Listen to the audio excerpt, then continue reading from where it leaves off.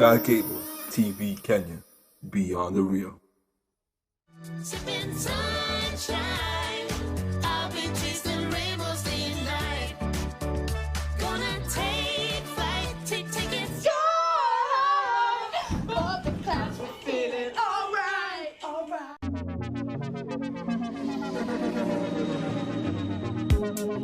In the night, I saw you, but it's different this time. In my mind, I call you, 'cause I want you by my side.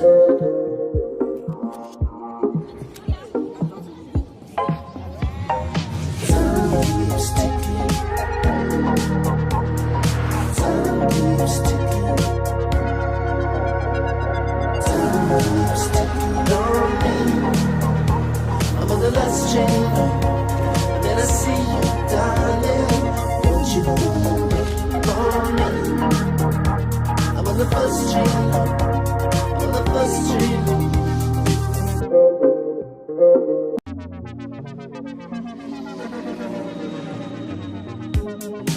In the night, I saw you, but it's different this time. In my mind, I call you, 'cause I want you by my side.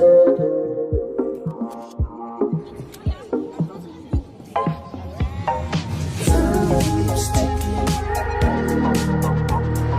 time keeps ticking, time keeps ticking on me. I'm on the last chain, and then I see you, darling. Won't you call me?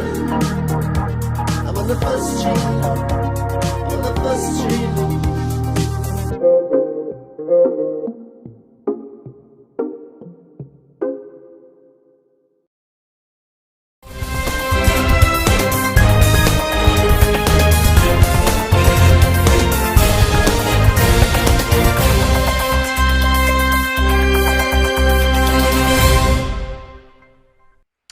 Well, a very good and warm afternoon to you, my dear viewer, and welcome to Sky Cable TV News Desk at 1 p.m. And I hope that your day is faring on very well and very amazing. I am Wanjiku Njau.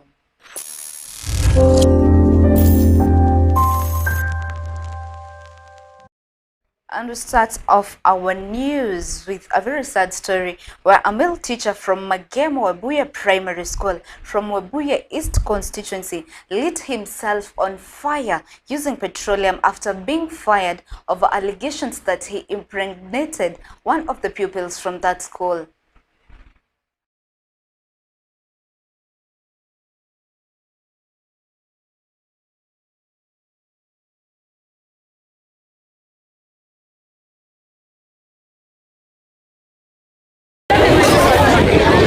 Mashtaka kwanza ni attempted, correct? Attempted murder. Kwa sababu alikuwa anataka kuua watu wengine watatu. Correct? Ya pili ni attempted suicide. Yeye mwenyewe alitaka kujiua. Na hata ya tatu ya kuharibu mali ya umma. Kwa sababu amechoma shule, hatujui kwamba hii shule watu wa public works watakuja angalia kama bado ni safe. Watu watumie ama ikuwe condemned. Onye tunapatia walimu wetu katika sub county yetu kwa wachane na watoto wa shule. Tena watoto wa shule wasichana wafunze na warudi nyumba. Senior mwalimu akafungiwa mlango yake huku na head teacher na deputy wakafungiwa huko na yeye akapaki kwa baranda hapa na yeye akafunga mlango wa baranda. Sasa alipofunga mlango wa baranda na akachukua hiyo mafuta na akamwaka chini na akasukuma ikaingia. Anashukuru wale ambao wamekuja kuwa karibu akaokoa wale walimu akawatoa. Kwa jamaa kwa hospitalini, waje sheria ichukue mkondo wake, awe funzo kwa wengine ambao wana ujinga kama huo kutaka kuharibu watoto wadogo.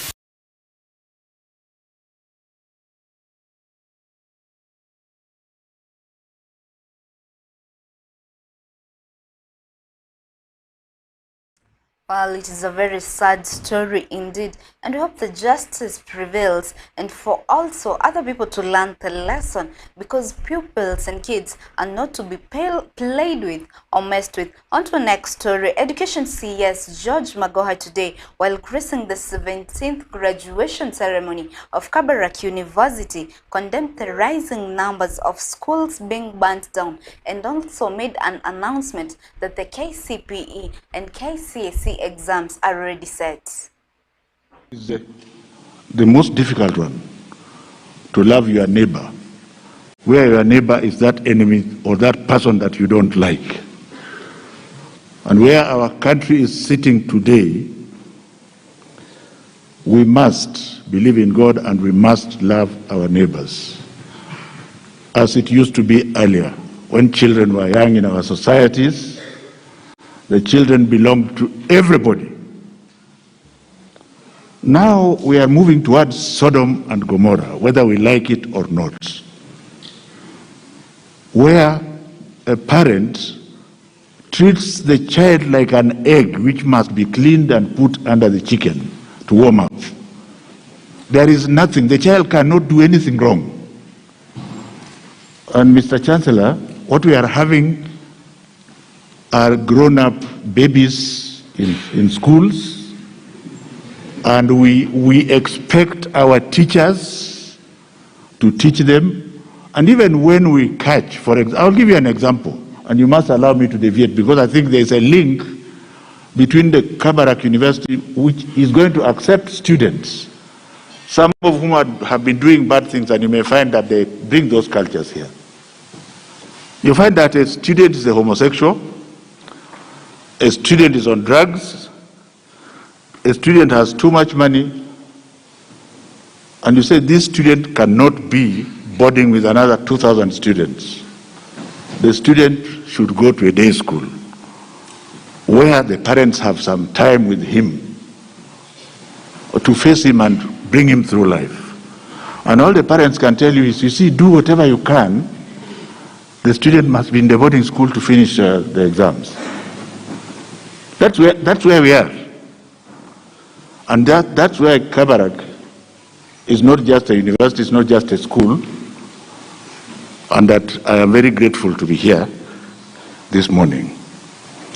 I thought I would say so, and also since there's a high school here, to pronounce that the examinations are ready. They will be in March. We shall not change the timetable, but what the government has done is to make sure that that exam has taken into account that we are indeed in a COVID period, which nobody brought. The schools you are banning did not bring COVID. The schools you are banning is not going to take COVID away. So we have taken care of the element that you are doing this examination under these circumstances, and you have absolutely nothing to fear. The exam will not look for what you don't know.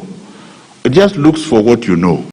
After a decade and a half, finally, the mode of transport from Nairobi to Kisumu via train has resumed after successful renovations of the train tracks and train stations from Nakuru to Kisumu. Let's take a look at the story. Ramadan Nakuru, nimefurahia sana kutuletea hii train. Jamani, mmefanya vizuri. Kama ingekuwa gari saa hii tungekuwa na shida walai. Tungekuwa tunalipa 1,500, 1,200. Kwa hivyo tunashangilia wa Kenya, tumefurahi, tunaenda Kisumu dala. Nimetoka nyumbani masaa 11 hivi, saa 12 hivi, nimefika hapa naenda Kisumu. Nafurahia nitalipa 300. Mimi ni student, nilikuwa nasomea katika chuo kikuu cha Kabarak. Sasa hizi tumemaliza masomo, tunaelekea nyumbani, na kwa hakika matumizi ya reli itatusaidia zaidi. Sisi kama wanaosomea maneno ya economics, I would say that it has brought some relief to the citizens, because again, comparing the rates zenye tumekewa with the railways and then the kawaida transport, the railway is bringing us some sense of relief to the common mwananchi. Na tunashukuru sana to the presidency for the work they've done, and we appreciate them. Tungeomba tu zaidi hiyo part yenye imebakia bado ifike hadi Ala down the other side, pia wafanye na ikuwe on work. Tumeshukuru sana. Kwa kawaida hizo wakati zingine tulikuwa tunalipa shilingi 1200 from that is Nakuru town to Kisumu town, and then kwa saa hizi tukitumia rail tutalipia shilingi 400 peke yake. Na it is very cheap for us. Na tumeshukuru sana. As the government, in conjunction with the Ministry of Health, targets to vaccinate over 10 million people in the country, reports show that over 95% of the population of inmates in the country are already vaccinated.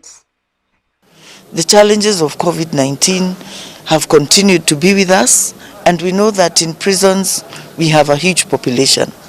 And one of the things that we have done is to be able to do vaccination. So we must say we are over 95%. Reason why we cannot be at 100% is because there's traffic moving in and out of prison. So when inmates come to prison, the first thing we do is isolate them, then test and make sure that they are negative before they are vaccinated, and then they are let into the prison to mix with the other prisoners. In central Kenya, we have the second dose already done up to a level of 85%. In the other parts of the country, we are yet to start, but here in Central, we have done second dose 85%. So by mid-January, we'll hit the level of 95% that is acceptable. And by the end of January, we hope that in all the prisons, we'll have already been able to do the second vaccine. Well, it's a tragedy in Bondo as another gold mine from Warenga village, Bondo sub-county, has collapsed and a rescue team has already been deployed. Let's take a look at the event of the story. Na dada yenye imepata ajali tulikuwa tunafanya naye chini, na wakati hiyo ajali ilikuwa imefanyika, dada ilikuwa inafanya nyuma yangu, na ilikuwa inaonekana kama amemaliza kufanya, sasa anataka kukuja ili atoke. Na kati yangu naye ilikuwa kitu kama mita 4-5 hivi. Na hapa katikati ndio ilikuwa na simu na shaft ya kwenda juu. Na kama hajafika kwa shaft ndio nikasikia kama simu imenguruma brrr brrr, nikiangalia nyuma nimeona tu kama wenye walikuwa karibu naye wanatoroka, wengine wamekimbia mpaka huko kwangu. Ajali ilitokea kitu kama saa 8, na chini ya simu huwezi jua saa ya nje ni saa ngapi usipokuwa na simu kundani. Kukuja hapa tukapata mwenye aliathiriwa ametolewa, ako nje, amefunikwa na amekufa. Sasa sisi tukaita polisi wakuje wamchukue ili wafanye uchunguzi zaidi kuangalia ni kiini cha ile kitu ilimuua. Hapa imepatikana hao watu huwa wanachimba migodi hapa, lakini sisi hatukuwa tunajua hiyo shimo inafanya kazi, kwa sababu wakati tulikuja hapa wakatuambia hizo shimo zimewachwa. Tulipofika hapa tulipata huyu jamaa wakati alikuwa chini akitaka kutoka, jiwe iliporomoka kutoka juu ya shimo ikamwangukia kwa kichwa, ikabomoa kichwa yake yote, na hilo nilifanya akafa.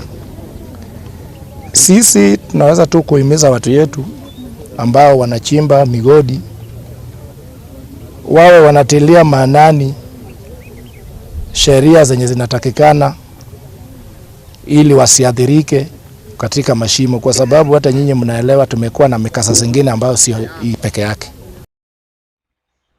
And with that report, we come to the end of our news. At 1 p.m. more news will come to you once it strikes 7 p.m. East African time in the evening. And don't forget to follow us on all our social media platforms at Wanjiku Njau and also at Sky Cable TV. And also keep tuning into Sky Cable TV Kenya, because we have more interesting shows lined up for you until the evening. I am Wanjiku Njau.